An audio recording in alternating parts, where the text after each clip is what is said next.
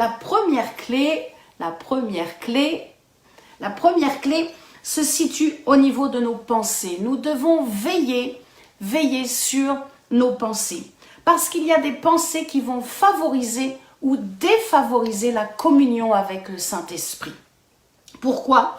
Parce que le Saint-Esprit aime travailler avec la foi. Oh, alléluia! Le Saint-Esprit aime travailler avec la foi. Je suis une femme de foi et je vous assure, ça bout en cet instant en moi. J'aimerais tellement que vous soyez en face de moi et vraiment que nous puissions nous réjouir ensemble et que je puisse voir vos visages heureux. Alléluia, même si vous êtes à des kilomètres, que vous êtes en Afrique. Amen. Vraiment que je recevez une onction de foi en cet instant. Au nom de Jésus-Christ, recevez la puissance dans la foi pour guérir les malades, pour sauver les perdus et délivrer les opprimés. Au nom de Jésus-Christ. Au nom de Jésus-Christ. Amen. Amen. Le Saint-Esprit est attiré par la foi. Là où vous êtes, vous pouvez dire avec moi, le Saint-Esprit est attiré par ma foi. Dites-le à haute voix. Le Saint-Esprit est attiré par ma foi. Oh, gloire à Dieu. Le Saint-Esprit aime la foi. Regardez lorsque nous nous sommes convertis. Impossible si nous n'avons pas la foi. Impossible de naître de nouveau si nous n'avons pas la foi. Marc chapitre 16 verset 16. Si tu crois et que tu es baptisé, si tu crois en premier, si tu crois et que tu es baptisé, tu seras sauvé. Deux conditions au salut, la foi et le baptême. Si vous n'avez pas pris votre baptême par immersion, allez-y, faites-le, demandez au pasteur. Mais la première condition, si vous n'avez pas donné votre vie à Jésus-Christ, alors c'est aujourd'hui qu'il faut le faire. Jésus-Christ est mort à la croix pour que vous puissiez avoir la vie éternelle. Et il n'est pas resté dans le tombeau, il est ressuscité, il est vivant. Nous avons un Dieu qui est vivant. Oh, je lisais aujourd'hui le témoignage d'une jeune fille qui était musulmane et qui s'est convertie. Et elle donnait les exemples dans la sourate. Et elle disait, dans le Coran, on nous dit pas ce qu'il va se passer après. Au moins dans la Bible, c'est clair. Jésus, il revient vous chercher, il revient chercher. Et en plus, après, vous êtes sûr d'être sauvés. Nous ne sommes pas sûrs. Alors elle a donné sa vie à Jésus-Christ. Oh, je loue l'Éternel. Je bénis le peuple arabe. J'aime les Algériens. Je bénis le peuple arabe. Et je crois que dans ces 10 années qui arrivent, beaucoup de musulmans vont rencontrer le Messie et qu'ils vont découvrir que Jésus-Christ est la vérité. Jésus-Christ est le seul qui est le chemin, la vérité et la vie. Oh, je sens la grâce de Dieu. Si vous avez des amis qui sont musulmans, continuez d'intercéder pour eux. Si vous êtes un pasteur algérien, vraiment, je vous bénis du nom de l'Éternel, je vous bénis. Nous allons voir un réveil sans précédent parce que Christ revient bientôt, parce qu'il va venir poser ses pieds sur le mont des Oliviers à Jérusalem et parce que Dieu veut encore en sauver une multitude, parce qu'il est un Dieu de grâce absolue. Oh, alléluia, alléluia. Oh, comment activer alors les pensées de foi? Peut-être on peut se poser la question aussi dans une autre façon et se dire, mais comment repousser les pensées qui pourraient venir donc neutraliser la foi? Parce que ceci finalement est un travail journalier. Chaque jour, nous devons lutter contre nos propres pensées et contre des pensées que l'ennemi vient infiltrer. C'est pour cela qu'il faut veiller à ce que nous entendons, parce que la foi vient de ce qu'on entend. Nous devons faire attention aux musiques que nous entendons, aux paroles que nous entendons. Les choses qui viennent pour entrer dans nos oreilles vont soit motiver notre foi, soit la freiner. Veillons à ce qui entre dans nos oreilles. Oh, gloire à Dieu. C'est un travail journalier. Prenons l'exemple, je vous ai dit, j'allais vous donner beaucoup d'exemples ce soir. Prenons l'exemple de la sanctification. Voilà que vous désirez sanctifier votre vie, c'est tout à fait normal. Mais ce qui n'est pas normal et ce qui va stopper La communion avec le Saint-Esprit, c'est lorsque vous allez vous dire dans vos pensées, « Oh, il faut que je sois comme cela. Oh, il faut que je sois gentil avec l'évangéliste Florence Biche. Oh, je dois être gentil avec elle. C'est un ministère. Elle est grande, je dois être gentil avec elle. » Si vous pensez comme ça, eh bien vous allez bloquer la communion. Le Saint-Esprit ne viendra pas. Il ne sera pas proche de vous. Il ne sera pas avec vous. Il faut le laisser venir travailler votre cœur et lui dire, Saint-Esprit, oh, l'évangéliste Florence Biche, j'ai encore quelques problèmes. Elle est un peu trop fuego, comme ils disent en Argentine. Ah, remplis-moi d'amour pour elle. Abandonnez, laissez le Saint-Esprit travailler. Mais ne venez pas avec des pensées, je dirais, dans le forcing, ni par force, ni par puissance, mais par l'Esprit. Ne venez pas avec des pensées pour vous obliger à vous sanctifier. Ça ne fonctionne pas comme cela dans le royaume de Dieu. Laissez le Saint-Esprit travailler votre cœur. Parce que si vous venez vers moi en étant forcé d'être gentil, le Saint-Esprit le voit. Et comme je suis une femme de l'Esprit, je le vois également. Je vois votre visage crispé, ou vous m'évitez, ou vous êtes peut-être même mal à l'aise en ma compagnie. Vous comprenez? Nous devons vivre dans la liberté. Le royaume de Dieu, c'est la liberté. Le Saint-Esprit, c'est la liberté. La communion avec le Saint-Esprit, c'est la liberté. Dieu vous aimera toujours. Ce n'est pas parce que vous ne prenez pas plus de temps à communier avec le Saint-Esprit que Dieu le Père ne vous aimera moins. Non, Dieu vous aimera toujours. Mais il désire que vous passiez davantage de temps avec son esprit afin que vous puissiez recevoir davantage de son amour. Alléluia. Il faut dépasser le débat par rapport à la sanctification. Ce n'est plus oh, il ne faut pas fumer, ah, il faut manger cachère. Non, non, il faut passer au-dessus de cela et rentrer vraiment dans la liberté des pensées de Christ. Oh, gloire à Dieu. Je sens que vous comprenez. Vous comprenez, le Saint-Esprit est en train d'agir et de pénétrer en vous parce que ce n'est pas moi qui prêche, c'est lui. Il est la vérité. Et j'aime la vérité, j'aime Jésus-Christ. Vivez dans sa liberté. 2 Corinthiens, chapitre 3, verset 17. Le Seigneur, c'est l'Esprit. Et là où est l'Esprit du Seigneur, il y a la liberté. Il y a la liberté.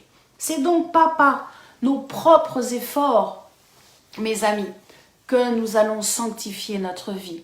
Mais ça va être par un abandon total. Voilà, le mot est lâché. C'est le mot de la soirée, de cette première soirée. Abandonnez tout, abandonnez-vous dans les mains du Saint-Esprit et laissez-le complètement œuvrer et travailler en vous. C'est cela qui est merveilleux. C'est cela qui est merveilleux avec lui. Nous comprenons donc que par cette première clé, une pensée, une seule pensée peut nous faire éloigner du Saint-Esprit ou nous rapprocher du Saint-Esprit. Waouh, une seule pensée. Nous devons veiller à cela.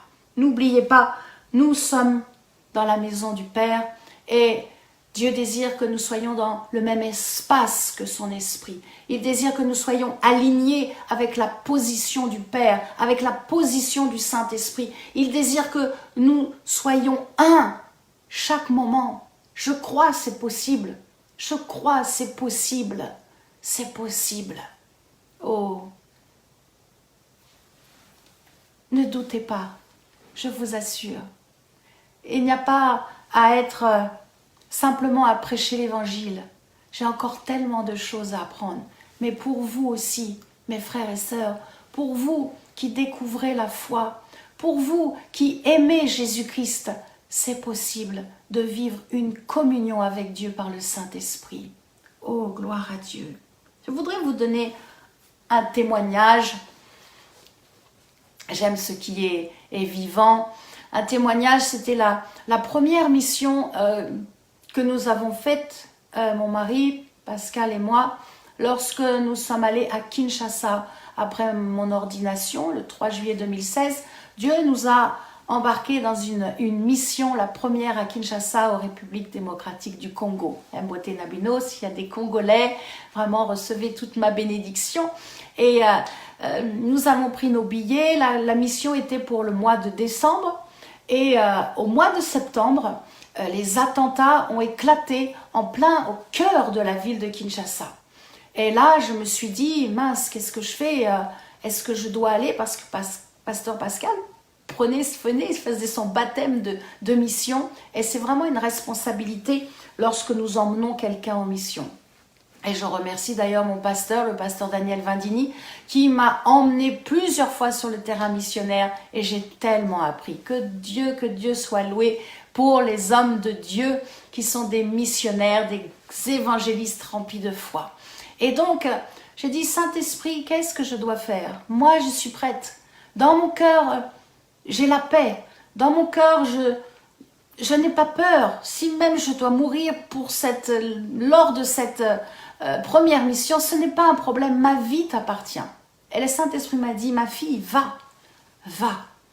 Et j'ai dit, Saint-Esprit, j'aimerais avoir une deuxième validation. Accorde-moi aussi dans ta parole. Et j'ai dit, montre-moi dans ta parole, vraiment, si je dois aller et que je peux emmener donc mon mari avec moi. Et le Saint-Esprit m'a fait lire, n'aie pas peur, je marche devant toi. Alors ma foi a été boostée et nous sommes partis en mission et nous avons vraiment vécu une très belle première mission à Kinshasa. Alléluia, nous devons donc être à l'écoute du Saint-Esprit et lui demander, quand notre foi est enclenchée, le Saint-Esprit, rappelez-vous, le Saint-Esprit aime, il est attiré par notre foi. La foi est nécessaire. Et sans la foi, nous ne pouvons pas plaire à Dieu. Hébreux chapitre 11, verset 6. Or, sans la foi, il est impossible de lui plaire. Celui qui s'approche de Dieu doit croire qu'il existe et qu'il récompense ceux qui le cherchent. Ceux qui le cherchent. Nous avons compris, la première clé, c'est vraiment d'être agréable au Saint-Esprit dans nos pensées afin que nous puissions demeurer et rester près de lui. Amen.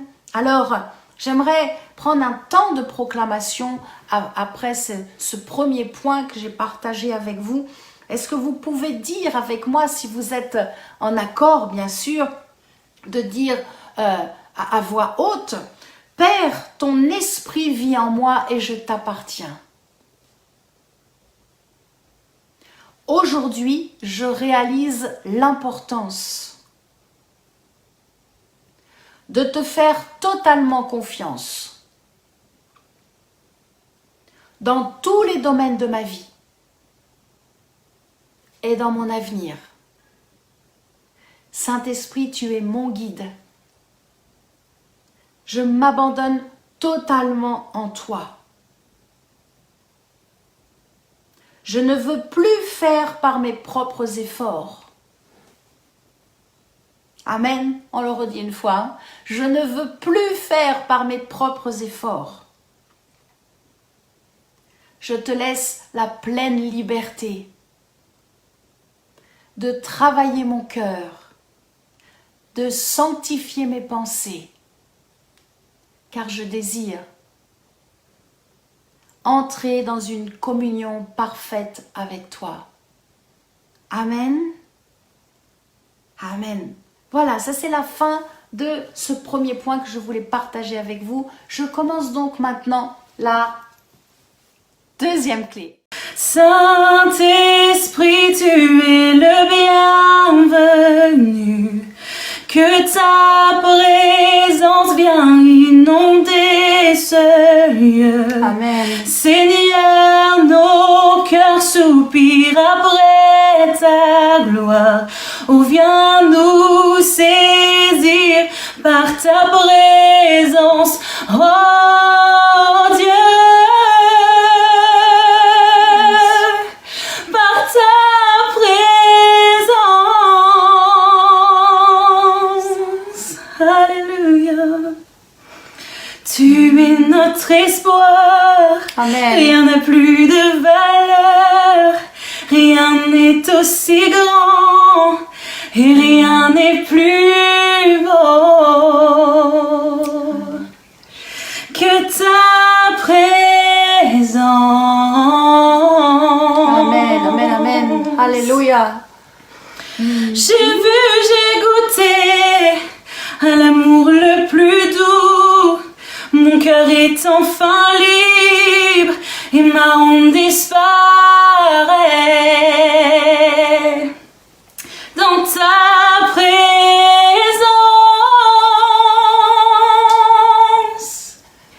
Saint-Esprit, tu es le bienvenu.